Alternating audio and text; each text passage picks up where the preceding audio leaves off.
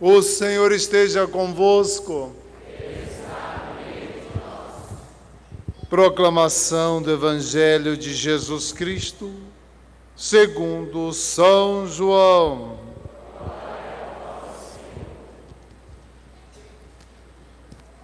Naquele tempo, Jesus foi para o Monte das Oliveiras. De madrugada, voltou de novo ao templo. Todo o povo se reuniu em volta dele. Sentando-se, começou a ensiná-los. Entretanto, os mestres da lei e os fariseus trouxeram a mulher surpreendida em adultério. Colocando-a no meio deles, disseram a Jesus: Mestre, esta mulher foi surpreendida em flagrante adultério. Moisés, na lei, mandou apedrejar tais mulheres. Que dizes tu? Perguntavam isso para experimentar Jesus e para terem motivo de o acusar. Mas Jesus, inclinando-se, começou a escrever com o dedo no chão. Como persistisse em interrogá-los, Jesus ergueu-se e disse: Quem dentre vós não tiver pecado, seja o primeiro a tirar-lhe uma pedra. E tornando a inclinar-se, continuou a escrever no chão. E eles, ouvindo o que Jesus falou, foram saindo um a um, a começar pelos mais velhos. E Jesus ficou sozinho, com a mulher que estava lá no meio do povo. Então Jesus se levantou e disse: Mulher, onde estão eles? Ninguém te condenou? Ela respondeu: Ninguém, Senhor. Então Jesus lhe disse: Eu também não te condeno. Podes ir e de agora em diante não peques mais. Palavra da salvação. As palavras do Santo Evangelho perdoem os nossos pecados, em nome do Pai, do Filho e do Espírito Santo. Leva lá para mim.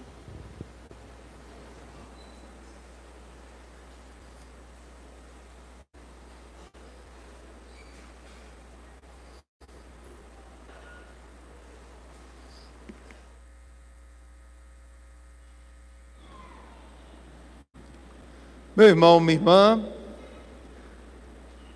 nesse quinto domingo da Quaresma, já tão pertinho da Semana Santa, o Senhor manifesta aqui o poder do perdão. Ele que é Deus e pode e quer perdoar. Só Deus pode perdoar os pecados. E ouvimos essa semana Jesus dizendo que o Pai deu a ele toda a autoridade para julgar. Só Jesus pode julgar. Eu e você precisamos desse perdão. E que porque precisamos, não podemos negar também aos demais. São Pedro Crisólogo vai dizer: como posso pedir a Deus aquilo que eu não quero dar ao outro?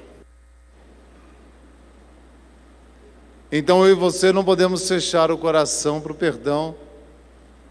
E por quê? Jesus podia aceitar aquela condenação? Podia. Mas ele ia ter que dizer: olha, se eu condenar essa mulher, tenho que condenar todos vocês. Ninguém escapa. Por isso que quando ele vai dizer: quem não tiver pecado, atire a primeira pedra. Todos estavam condenados. Porque só tem um justo, Jesus Cristo. Então aqueles que estavam dispostos a condenar a mulher, se Deus aceitar, todos estão condenados. Então é assim, quando eu e você nos colocamos nessa situação. Por isso que o Senhor não aceita, porque Ele não veio para condenar. Deus amou tanto o mundo, que deu o seu Filho único, não para condenar o mundo, mas para salvar o mundo. Então aquele perdão necessário àquela mulher, porque era também para todos os demais. E diante da verdade, porque Jesus é a verdade, ninguém pôde ficar. Porque a verdade nos revela, Cristo é a verdade. Todos tiveram que sair, a começar pelos mais velhos, porque tinham mais pecados, por conta do tempo, né? Mas aqui eu quero me deter na leitura de São Paulo na carta aos Filipenses. São Paulo passou por uma experiência poderosa do encontro com Cristo, naquele caminho de Damasco, que marcou a vida dele. Nós também tivemos nosso encontro com Cristo, e não só um. Acredito que a maioria aqui tem uma referência de um momento com Jesus. E São Paulo tem esse momento muito vivo. Nos Atos dos Apóstolos, nós temos 3 narrações daquele acontecimento. Então São Paulo ficou marcado. Ele foi alcançado. Olha o que ele vai dizer: eu preciso alcançar aquele que me alcançou. Jesus que foi ao encontro. Deus nos amou primeiro. O Senhor também vem ao meu e ao seu encontro. E agora ele precisa alcançar. Como assim? Se ele já foi alcançado, sim, agora ele precisa dar a resposta. E a resposta a cada dia, a esse Deus que salva, que ama. Então São Paulo ele vai dizer assim: encontrei o Cristo, encontrei o Messias, a promessa de Israel. Então ele vai dizer nessa carta aos Filipenses: tudo eu desprezo, eu tenho como esterco. Isso aqui, meu irmão, minha irmã, para o judeu era o fim. São Paulo era judeu, fariseu, irrepreensível. Quando ele fala para os judeus que ele tem tudo como esterco, ele vai falar: olha, nada mais me interessa. Eu encontrei o Messias, o Cristo. Então eles ficaram furiosos e decidiram matar São Paulo. Eu e você encontramos o Cristo. Ele está no primeiro lugar. É preciso que esteja. Quando São Paulo falar assim que tudo tem como esterco, é porque nada pode passar na frente de Jesus. E na minha e na sua vida. Jesus é o primeiro. Precisa ser o primeiro. Nada pode se antepor a Cristo. Nossa vida tem que ser cristocêntrica. Jesus é o centro. E nós temos que colocá-lo em primeiro lugar. Não adianta eu dar um segundo lugar honroso e cheio de enfeites para Jesus, como muita gente faz. Tem muita gente boa que ama Jesus, mas sempre tem alguma coisinha antes de Jesus. E dá um segundo lugar com muita distinção. O segundo lugar para Deus é o último lugar. Deus só tem o primeiro. Se não está no primeiro, está em último. Não existe segundo nem terceiro. E eu e você temos que estar atentos, porque São Paulo descobriu isso e ele fala: tudo tenho como esterco. Encontrei Cristo. E ele então não largou mais. Encontrou a pérola preciosa e não deixou perder. Assim tem que ser comigo e com você. Encontrar o Cristo, o mundo vai querer roubar essa pérola. O inimigo vem para roubar, matar e destruir. São Paulo então, ele olha para a meta e corre. Precisa alcançar. Por que isso? Porque o passado dele foi de perseguição aos cristãos. Não tinha como ele refazer isso. Não tinha como ele voltar atrás. Quantas pessoas ficam assim: se eu pudesse voltar atrás, se... Olha, esse "se" é satânico. Cuidado, tem muita gente no "se eu tivesse feito isso", se eu tivesse... São Paulo vai falar: esqueça o que ficou para trás, porque ele tinha participado do apedrejamento de Estevão, tinha participado da morte de outros, não tinha como voltar. E se lançava para a meta que é Cristo, olhando para o Cristo para aproveitar o tempo que ainda faltava para dar frutos. O Senhor não deixa ele preso no passado. A primeira leitura: eis que eu faço uma obra nova, já não vedes. Mas é porque ele estava com os olhos fixos em Jesus. Tem muitas pessoas que não conseguem se libertar do passado. Deixa o seu passado redimido, lavado no sangue de Jesus, coloca lá aos pés da cruz. Se São Paulo participou da morte de muitos, agora ele precisava participar da salvação de muitos outros para compensar. Porque se o Senhor fosse cobrar tudo naquele momento, ele não ia poder fazer nada. Então o Senhor dá para ele o caminho para ele percorrer. O Senhor não quer a morte do pecador, como fez ali com a mulher adúltera e como faz com todos nós.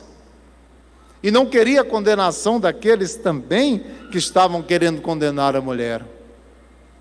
Então o Senhor quer que eu e você tenhamos os olhos fixos nele.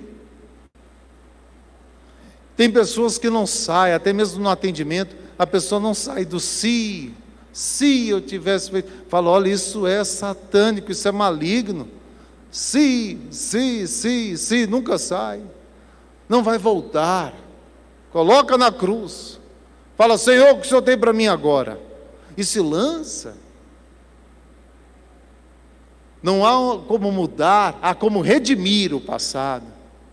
Não tem como mudar, mas tem como ser redimido, lavado no sangue de Jesus. E aqui o São Paulo nos dá esse testemunho. Então, e ele vai falar assim, eu trago as marcas da paixão, eu trago em mim as marcas da paixão, o encontro com o crucificado, para manifestar o poder do ressuscitado. Outra lição de São Paulo para nós, que ele vai dizer que ele traz nele a paixão de Cristo e manifesta o poder da ressurreição. Eu e você não podemos manifestar o poder da ressurreição sem comungarmos da paixão. Nós vamos comungar do corpo e do sangue de Cristo. Aquele que comunga do cálice tem a mesma sorte daquele que se oferece no cálice. Quem se oferece no cálice? Quem? Ai, meu Deus. Nós comungamos o corpo de quem aqui? Bom, glória a Deus. Então, quem se oferece? Aquele que comunga daquele que se oferece tem a mesma sorte do que é oferecido, porque o discípulo não é maior do que o mestre. São Paulo entendeu isso imediatamente. Então ele traz as marcas da paixão e manifesta o poder da ressurreição. Eu quero a glória. Sem a paixão não tem como. Eu quero o poder da ressurreição. Sem a paixão não tem. Se com ele morremos, com ele ressuscitaremos. Então São Paulo compreendeu. Ele mergulha nas chagas de Cristo. Chagas, mas que também são chagas gloriosas. São as chagas dolorosas e gloriosas. Comunga do cálice e manifesta o poder dessa ressurreição. Isso precisa acontecer comigo e com você. Essa comunhão com a paixão de Cristo, ela deve acontecer na nossa vida. Assumir o Cristo inteiro. Eu não sou perseguido pelo Evangelho, por ser cristão, então pode ser que eu estou sendo um cristão sem sal, um sal que não salga. Pode ser que eu sou uma lâmpada apagada, pode ser que o meu cristianismo seja aguado, como um vinho aguado, né? Precisamos estar atentos para isso. Como é que está meu testemunho de Cristo, o meu, o seu, cada um de nós? Como está? Será que eu estou realmente padecendo algo por Jesus? Santa Teresinha mesmo, quando ela não padecia nada por Jesus por um tempo, ela começava a questionar, mas será que eu estou dando o testemunho de Cristo? Alguma coisa está errada, está tudo muito tranquilo, né? Nós cristãos queremos a paz. Paz não é tranquilidade. Paz não é comodismo. Paz não é um bem-estar cômodo de quem nunca é perturbado por nada. Tem gente que confunde então a paz de Cristo com uma vida sem perturbações. No mundo tereis tribulações. O Senhor fala da paz e fala da tribulação. Sim. No mundo tereis tribulações, mas coragem, eu venci o mundo. Não vamos associar a paz de Cristo com uma vida sem combate. Isso não é verdade. Então São Paulo, ele assume: pregamos Cristo e Cristo crucificado, e manifesta o poder do ressuscitado. Quando eu e você nos unimos a essa paixão do Senhor, uma comunhão de vontade, de coração, o Senhor opera em nós. Ele mesmo vai dizer: pedi o que quiseres, então recebereis. Pedi em meu nome, e meu Pai vos dará. Pedi a mim, eu mesmo vos darei. Porque estaremos em comunhão com Ele. Isso aconteceu na vida de São Paulo, precisa acontecer na minha e na sua. Corre, caminha, corre, para falar a verdade, em direção a Cristo. Veja em que lugar o Cristo está na sua rotina, no seu coração. Onde está o seu tesouro? Está o quê? O seu coração. Onde está o tesouro nosso? Está o nosso coração. Onde é que está? O mundo hoje está cheio de atrativos para roubar o nosso coração, tirar o nosso coração de Jesus. Quantas pessoas que não conhecem a Deus, que não tiveram encontro com Deus, quantas pessoas que perderam a sede de Deus, estão procurando nas criaturas o que só Deus pode dar, e nenhum de nós está livre dessa sedução do mundo, que vai corroendo a nossa fé, gerando em nós um arrefecimento, um esmorecimento, um abatimento, um desânimo, uma apatia, uma paralisia, até chegar a uma tibieza profunda, e aí chegar em uma assídia, que é um estado quase irreversível. É aquele morno que nem esfria e nem aquece. E o que acontece com o morno na vida espiritual? Vomitado. Tem pessoas que aparentemente, quando a gente está com sede, é bom tomar água, né? E quando a gente quer tomar um bom vinho, é uma coisa boa também. E o que não presta? É o vinho aguado. Você olha, parece vinho, está ali com a cor do vinho. Aí você vai tomar, é horrível. Nem é água e nem é vinho. Ninguém aguenta tomar um vinho aguado.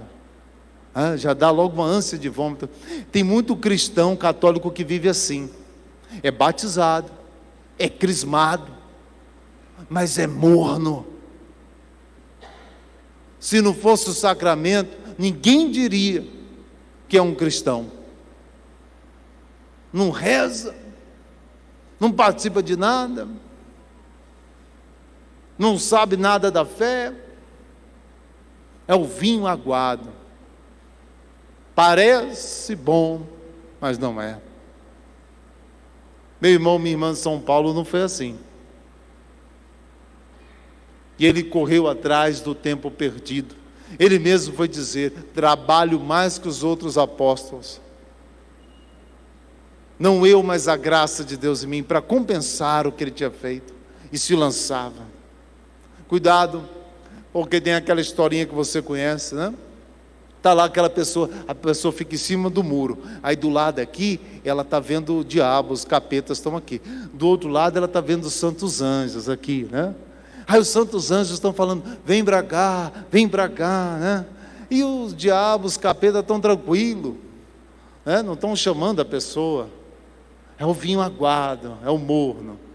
Aí a pessoa fala: nossa, os anjos querem que eu vá para lá. Os demônios não fazem questão, porque o muro já é do diabo. Por isso que ele não precisa chamar. Quem está em cima do muro já está do lado dele. Tem gente que fala assim: não, vou ficar aqui em cima do muro, não vou me comprometer. Lá na reta final, na última volta, eu decido. Está muito enganado. Está muito enganado. Não é assim que o cristão deve caminhar. É hoje o tempo da graça, é hoje o tempo da salvação. Não na próxima quaresma, que eu nem sei se vou estar aqui, eu ou você. É agora. Por isso que eu preciso me decidir por Cristo. São Paulo vai dizer: tudo tenho como esterco. Sim, nada pode passar na frente de Jesus. Ele é o absoluto, o alfa, o ômega, o princípio, o fim, o caminho, a verdade e a vida. Que o mundo quer arrancar de mim, de você, oferecendo um ouro falso. Meu irmão, minha irmã, e como é que eu faço para ir colocando o Senhor em primeiro lugar? Adorando, visitando o Senhor no Santíssimo Sacramento, abandonado em muitos lugares. À medida, isso não acontece de um dia para o outro, à medida que eu visito o Santíssimo, nos ensina a igreja, no seu catecismo, o Senhor vai renovando em mim a fé, removendo a idolatria, fortalecendo as virtudes, diminuindo os vícios. Cada momento de adoração, o Senhor vai voltando ao primeiro lugar, porque eu e você somos como um carro desalinhado. Quando a gente adora, o Senhor traz a gente de volta para a retidão. E cada vez que vai adorando: Padre, quando é que eu vou ter que adorar? Quantas vezes? Sempre. Enquanto estiver nessa vida militante, a igreja militante precisa ir constantemente. A adoração vai nos purificando, vai tirando a idolatria, vai colocando Cristo no centro e em primeiro lugar. Muitas vezes a pessoa chega e a casa já queimou. Sim, Jesus salva também, salva, claro. Claro. Mas teve tantas oportunidades de vir antes. A ver quando já acabou, não ficou mais nada. E o Senhor está ali: vinde a mim. Então São Paulo tinha a compreensão disso e não parava de perseguir Cristo, não parava de buscá-lo. Meu irmão, minha irmã, eu e você também somos chamados pelo Senhor: vinde a mim quem está com sede, venha a mim. O Senhor deixa a porta do seu coração aberta.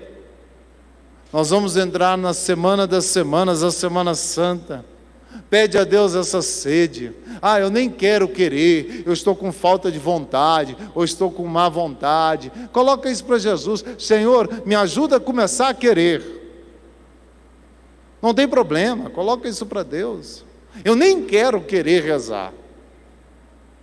Então peça: Senhor, me ajuda primeiro a querer. Não tem problema. Se o poço é fundo, Deus enche, mas eu preciso abrir a porta. Senhor, eu tenho má vontade. Senhor, eu não acredito. Leva a incredulidade, leva ao Senhor. Por que aquela mulher foi salva? Os fariseus queriam, ali desafiar Jesus, e também queriam matar a mulher. Eles queriam as duas coisas, mas aí eles perderam. Por quê? Porque levaram a Jesus. Levaram um problema a Jesus achando que iam se dar bem. Mas Deus não se deixa encurralar. Deus é Deus, nada é impossível para Deus. Chegaram ali para, de fato, contrariar Jesus e matar a mulher saiu salva, sem condenação, e eles que saíram, de fato, humilhados.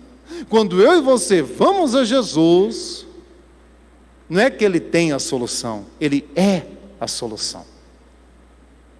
Ele é a solução. Que pena que pouca gente vem. São Pedro Julião dizia: quanta gente boa e honesta que não adora. Quanta gente boa e honesta que não vai ao encontro de Jesus e que não conhece Jesus. Então, eu e você temos que ser aqueles que adoram. E olha, quando a gente se prepara para ir encontrar Jesus, surge um bando de coisa. É ocupação aqui, é gente que liga, é gente que chega, é uma coisa para fazer. Larga para lá. Você tem a sua hora de adoração só se tiver alguém morrendo. Então, vai lá adorar. Vai chegar, pode ter certeza, isso acontece com todo mundo, com o padre, todo mundo. Na hora que você fala assim, eu vou lá ver Jesus, aí começa. Há um negócio aqui, aí a pessoa vai minguando e não vai. Oração adiada, oração fracassada. Deixou para depois, perdeu. Deixou para depois, perdeu. E vai perdendo, batalha e batalha, até que uma hora perde a guerra. Não, eu deixo para depois. Aí você que pensa que você está no controle, já perdeu um round. O inimigo já ganhou um round. Ele chega mais forte para o segundo. Agora, quando você coloca, como diz Santa Teresa, a determinada determinação, eu vou, mesmo que esteja chovendo pedra, mesmo que eu chegue arrastado, aí o demônio tem medo dessa vontade. Aí ele foge. E aí, eu e você voltamos fortalecidos na próxima. Porque nós colocamos o Senhor em primeiro. Como diz São Paulo. Nada se antepor a Cristo. Meu irmão, minha irmã, a adoração já começa no coração, lá em casa. Quando eu decido ir ao encontro. Na hora que eu decido ir, Deus já me atendeu. Porque Ele me vê. O que o Senhor vai dizer de Natanael quando ele está vindo? Eis aí um israelita sem falsidade. Ele disse, mestre, de onde me conheces? Quando você estava lá debaixo da figueira, eu já te via. Quando eu saio de casa, Deus já está me vendo e esperando. Ele já sabe.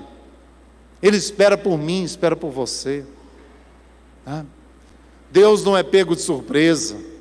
Achavam que ia surpreender. Os fariseus estavam sempre tentando surpreender Jesus. E sempre fracassavam. Eu preciso ir ao encontro. Onde não há saída para mim, há saída para Deus. Que essa Semana Santa não seja o fim, mas o começo de um novo tempo de adoração, que falamos lá no primeiro dia do ano. No dia de Santa Maria, Mãe de Deus, já estamos aí no 4º mês do ano. O tempo está passando rápido, o relógio está correndo. Que seja um tempo novo, de eu ir, fortalecimento da vontade, para ir ao encontro do Senhor, para adorar o Senhor. Claro que vai ter resistência, claro que não é fácil, mas é necessário. É preciso voltar para Deus.